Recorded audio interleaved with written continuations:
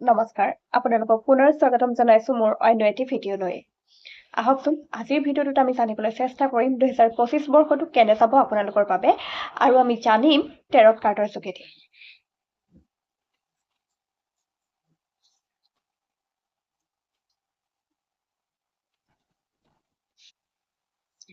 প্ৰথমে আমি জানিম মেঘ ৰাশিৰ বিষয়ে যিহেতু মেঘ ৰাশি ৰাশি চক্ৰৰ প্ৰথম ৰাশি কয় আৰু মেঘ ৰাশিৰ লোকসকলৰ বাবে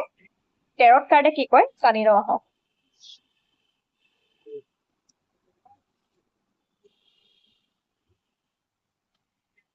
মেঘ ৰাশিৰ বাবে কাৰ্ড আহিছে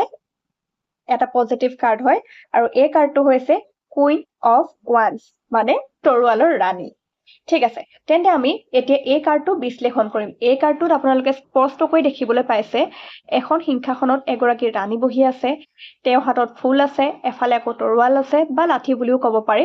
অন্য হাতে এটা মেকুৰী আছে আৰু এইফালে সিংহ আছে ঠিক আছে আচলতে টেৰট কাৰ্ড বিশ্লেষণ কৰাৰ আটাইতকৈ সহজ উপায়টো হৈছে প্ৰত্যেকটো সাইম্বল বা প্ৰত্যেকটো প্ৰতীকৰ অৰ্থ বিশ্লেষণ কৰা এতিয়া আমি এই কুইন অফ ওৱান্সৰ যিটো প্ৰকৃত সত্য হয় সেইটো জানিবলৈ চেষ্টা কৰিম ইয়াতে কিছু ক্ষেত্ৰত এই কাৰ্ডটো পজিটিভ বা যোগাত্মক হয় আৰু কিছু ক্ষেত্ৰত বিয়োগাত্মক হয় প্ৰথমে আমি জানো যোগাত্মক দিশবিলাক ইয়াতে যিহেতু ৰাণীগৰাকী সিংহাসনত বহি থকা দেখাইছে ইয়াৰ অৰ্থটো হ'ল আপোনালোকে 2025 বৰ্ষক নিজকে চিনাক্ত কৰিব পাৰিব আপুনি প্ৰকৃততে কোন হয় কি হয় সেইটো জানিব পাৰিব আচলতে নিজক বিশ্লেষণ কৰাৰ সঠিক সময় এইটো গতিকে আপোনালোকে নিজৰ ভিতৰৰ সুপ্ত প্ৰতিভাবিলাকক উলিয়াবলৈ চেষ্টা কৰক হাতত যিটো আছে ফুল সেই ফুলটোৱে কি বুজায় ফুল বুলি ক'লে আমি কি বুজি পাওঁ এটা সুন্দৰ আকৰ্ষণযুক্ত সুন্দৰ বস্তু নহয়নে ঠিক তেনেদৰে এই ফুলপাহৰ দৰে আপোনালোকৰ জীৱনলৈ সুন্দৰ সুন্দৰ খবৰৰ আগমন হ'ব লগতে যিটো সিংহৰ প্ৰতীক চিহ্ন দেখাইছে সেই প্ৰতীক চিহ্নটোৱে কি বুজায় সিংহ বুলি ক'লে আমি কি বুজি পাওঁ সিংহ আচলতে এটা শক্তিশালী জন্তুৰ প্ৰতীক হয় যি শক্তিস্ৰোতক সূচায় গতিকে আপোনালোকৰ জীৱনলৈ যিমান ডাঙৰ প্ৰত্যাহ্বান আহিলেও আপোনালোকে এই বছৰটোত সফল হ'ব পাৰিব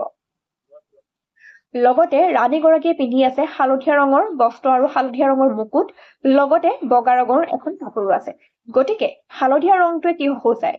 উদাৰতা সূচায় বিশালতা সূচায় আপোনালোকে এই বছৰটোত বিভিন্ন ধৰণৰ লোকক সহায় কৰাৰ দান পুণ্য কৰাৰ সুযোগ পাব লগতে ধাৰ্মিক অনুষ্ঠান বা তীৰ্থস্থানত ভ্ৰমণৰ সুযোগ পাব আৰু বগা ৰংটোৱে সূচায় আমাৰ আত্মিক সৌন্দৰ্যক শান্ত সমাহিত ৰূপক গতিকে আপোনালোকে নিজৰ জীৱনলৈ যিকোনো সমস্যা বা সংঘাত আহিলেও নিজকে স্থিৰ কৰি ৰাখি পেলাই আগুৱাই যাব পাৰিব এতিয়া আহিছো ইয়াৰ যিখিনি বিয়োগাত্মক যোগ আছে সেইবিলাকৰ বিষয়ে বুজাবলৈ ইয়াতে এটা হাতত লাঠিডাল আছে এই লাঠিডালে কি সূচায় লাঠিডালে আচলতে প্ৰত্যাহ্বানৰ প্ৰতিৰোধকক সূচায় যিহেতু আমাক যদি কেতিয়াবা কুকুৰ এটাই বা কিবা এটাই কামুৰিবলৈ খেদি আহে আমি লাঠি এডালকে তুলি লওঁ হাতত বা ধৰক কেতিয়াবা কাৰোবাৰ লগত যদি কিবা মতভেদ হয় বা কিবা আত্মৰক্ষাৰ কাৰণে প্ৰয়োজন হয় তেতিয়া আমি লাঠি বা যি পাওঁ মানে হাতত তুলি লওঁ ঠিক তেনেদৰে এই লাঠিডালে আপোনাৰ জীৱনলৈ অহা অনাকাংক্ষিত প্ৰত্যাহ্বানক সূচায় কিন্তু চিন্তা কৰিব নালাগে যিহেতু লাঠিডাল হৈছে আমাৰ আত্মৰক্ষাৰ প্ৰতীক গতিকে আপোনালোকে নিৰ্বিঘ্নে নিজৰ সমস্যাৰ পৰা উদ্ধাৰ পাব পাৰিব ইয়াতে অন্য এটা প্ৰতীক আছে সেইটো হৈছে কলা মেকুৰী এইটোত কিন্তু আপোনালোকৰ অকণমান জটিল হ'ব কাৰণ কলা মেকুৰীটো আচলতে ব্লেক মেজিক বা নিগেটিভ এনাৰ্জিৰ প্ৰতীক হয় যদিহে আপোনালোকে মেঘ ৰাশিৰ লোকসকলে নিজকে কেতিয়াবা অত্যাধিক অকলশৰীয়া অনুভৱ কৰে ভিতৰি নিজকে মৰি যোৱা নিচিনা অনুভৱ কৰে বা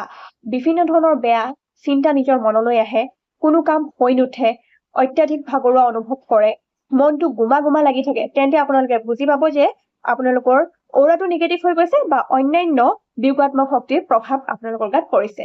তো আজিলৈ ইমানেই আগলৈ আমি বাকি কেইটা ৰাশিৰ বিষয়েও টেৰট কাৰ্ডৰ বিষয়ে জানিবলৈ চেষ্টা কৰিম কেনেকে কি হ'বলৈ গৈ আছে ধন্যবাদ